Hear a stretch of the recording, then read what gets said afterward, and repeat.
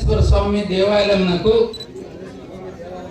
ధర్మకర్తగా నియమింపబడిన కారణమున నేను నా శక్తి సామర్థ్యములు విశ్వాసపూర్వకముగా విచక్షణ జ్ఞానంతో నిర్భయుడై దేవాలయం అభివృద్ధియే నిర్బంధంలో ఉంచుకొని 1987 సంవత్సరం